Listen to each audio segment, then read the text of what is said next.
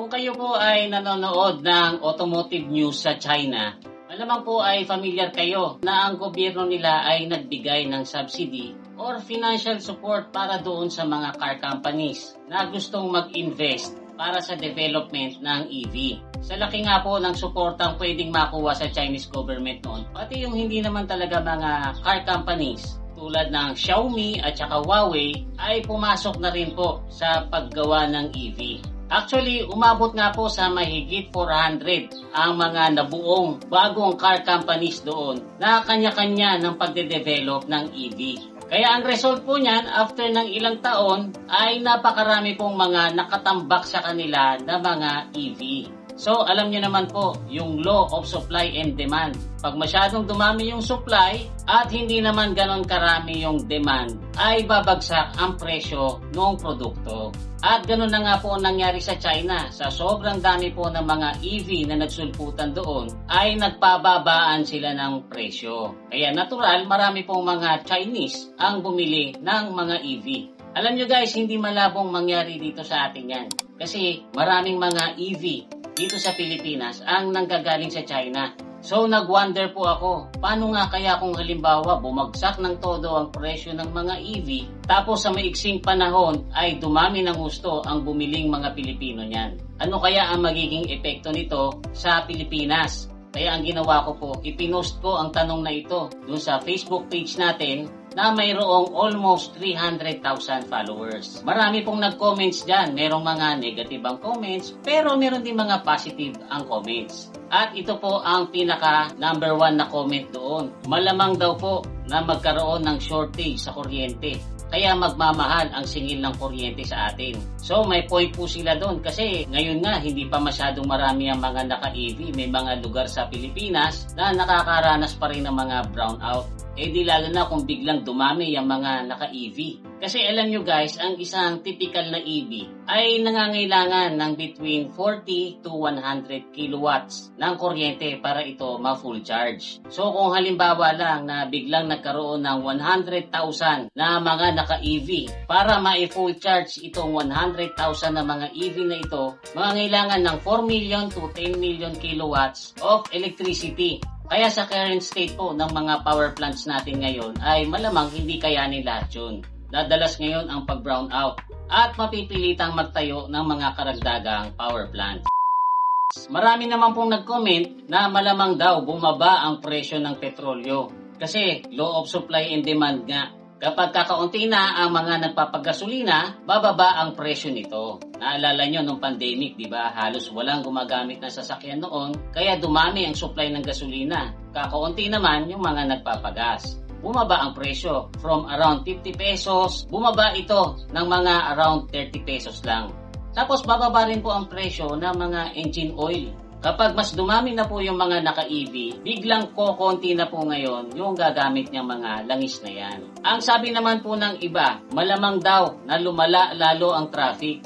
So may point po sila dyan kasi di ba nga po exempted sa coding itong mga naka-EV. Araw-araw nilang magagamit yung mga sasakyan nila. Pero guys, ang exemption naman na ito ay hanggang 2030 lang. Kaya kung sakaling bigla na lang dumami ang mga naka-EV ngayong 2025, ay mayroon na lang mahigit 4 years na mai-enjoy nitong mga naka-EV ang exemption sa coding. Pero ako naman guys, sa palagay ko, kung biglang ang dadami ang mga naka-EV, malamang na yung 2030 ay mas paagahin nila para hindi naman masyadong magalit yung mga naka-combustion engine cars. Pero naman pong positibo ang comment. Ang sabi nila, kapag bigla daw dumami ang mga naka-EV, sigurado daw na mapapansin natin na mababawasan ang pollution. Lalo na kung pati yung mga public transport natin ay magiging EV na rin. Pero meron pong mga sumagot dyan sa comment na yan. Ang sabi nila, wala ngang usok na lumalabas dyan sa mga EV.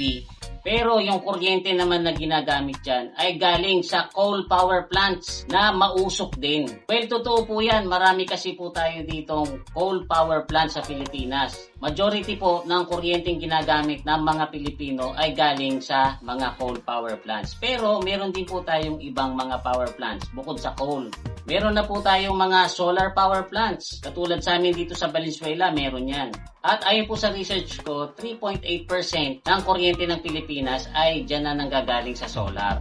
Tapos syempre meron din po tayong mga hydroelectric power plants mula doon sa mga dam. 16% naman po ng kuryente sa Pilipinas ay dyan nanggagaling. Tapos meron din po tayong mga geothermal power plants. 17% naman po ng kuryente sa Pilipinas ay dyan nanggagaling. Tapos doon po sa mga lugar na mahahangin, meron po mga windmills. Tulad sa Ilocos, meron po dyan mga windmills na nakaka-contribute ng hanggang 2% ng kuryenteng pangangailangan ng Pilipinas. And then meron din po tayong power plant na ang nagpa-power ay natural gas. 14% naman po ng kuryente ng Pilipinas ay dyan nanggagaling. So, pag pinagsama-sama nyo po yung mga power plants na yan na mas malinis kaysa sa coal, ay nasa more or less 50% ng kuryente sa Pilipinas dyan nanggagaling. Tapos, the rest ay nanggagaling po sa coal. Ang opinion ko po dyan ay mas okay na sa akin yung dumami yung mga EV na hindi umuusok. Kasi although nagpo-pollute din po yung coal power plant, at least nasa isang lugar lang. Katulad ng mga sasakyan na nakakalat.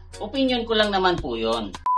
Tapos marami pong mga nag-comments na ang sabi nila dahil sa magkakaroon daw ng shortage sa kuryente, marami daw mga kabahayan ang mag-i-invest sa solar power. Siguro nga po para doon sa mga may budget, malamang nagawin nila yan. Kasi kung panay ang brownout dahil sa kulang sa kuryente, hindi rin nila masyadong magagamit yung EV nila. Kaya magpapaset up sila ng solar. Pero doon lang po yan sa mga may budget kasi hanggang sa ngayon po, although malaki na ang ibinaba ng pagpapasetup ng solar, most ng mga kabahayan ay hindi po yan afford. Tapos sabi naman po ng iba, hihina daw yung mga gas stations. Kaya ang gagawin daw po nitong mga gas stations ay maglalagay ng mga charging station para sa EV. Kasi dito po sa atin, parang wala pa sa plano ng gobyerno natin na mag-install ng mga charging stations di tulad sa mga developed countries. Yung gobyerno nila ang naglalagay mismo ng mga charging stations. Kaya malamang yung mga gas stations sila ang maglagay ng mga charger para sa mga naka-EV. Actually, meron na po mga gas stations na nag-o-offer ng ganyan tulad ng Shell, ng Petron at saka ng Unioil. Ang sabi naman po ng iba, pwede rin na ganito ang mangyari. Kakapusin sa kuryente ang Pilipinas pero bababa ang presyo ng petrolyo. Dahil mura na ang gasolina o kaya diesel, ang gagawin naman daw po ng mga Pilipino, bibili ng mga generator. Kaya magiging counterproductive daw po. Dahil possible na yung mga EV ay kakargahan ng kuryente mula sa generator na pinapaandar naman ng diesel or gasolina. And then, meron din naman po na ang worry nila ay matatambakan daw tayo ng mga pinaglumaang lithium-ion batteries mula sa mga EV. Kasi meron pong iba na nag-aakala na hindi yan nare-recycle. So palagay ko po hindi po tayo matatambakan yan. Kasi guys, mahusay mag-recycle ang mga Pilipino. Kung mapapansin nyo nga, mayroon yung mga sumisigaw na bumibili ng lumang cellphone, lumang laptop. Kasi nare-recycle po nila yung loob niyan, nakukuha nila yung mga rare metal sa loob niyan. Kahit nga po yung mga battery na sasakyan natin ngayon, di po ba pagka naluma yan, na iti-trade in natin yan. Kaya nababawasan ng konti yung babayaran nating bagong battery. Doon sa mga developed countries na iti-trade in nila yung lumang battery kung sakaling magpapalit sila ng battery or kung sakaling magpapalit na sila ng buong sasakyan. O meron na rin silang mga recycling plants para lang sa lithium-ion batteries. Capable po ang mga recycling plants na ito na pag-iwahiwalayin yung mga rare metals katulad ng nickel, cobalt, aluminum, manganese at saka siyempre yung lithium. Naniniwala po ako na kaya rin pong gawin ng Pilipino yan, lalo kung pagkakakitaan. Tapos sabi naman po ng iba, malamang daw na maraming masusunugan dahil daw ang EV ay takaw sunog. Well, sa totoo lang naman po kasi, parehas namang nasusunog yan. EV man po or yung combustion cars. Kasi di ba lumiliyab din naman yung gasolina. Ngayon nga lang kasi kapag kami nasusunog na EV, masyadong nase-sensationalize. Kasi pag ang EV nasunog, mas juicy yung balita dahil mas mahirap nga naman daw patayin yung apoy. Compared dun sa mga combustion cars na kapag nasunog, madaling naaapula ng mga bombero. Ito naman po ay napapagkwentuhan lang. Pero hindi po malabong mangyari kasi dumadami na po talaga yung mga naka-EV. So guys, kayo, ano ang opinion nyo? Ano sa palagay nyo ang mangyayari kung bigla na lang dumami ang mga naka-EV dito sa Pilipinas? Ilagay nyo po yan sa comment section natin sa baba para mas humaba itong kwentuhan natin. Sikapin nyo lang pong maging friendly para wala pong mag-aaway. So muli, ito po si Kuya Mikmik na nagsasabing palagi kang lamang pag marami kang alam. Bye-bye!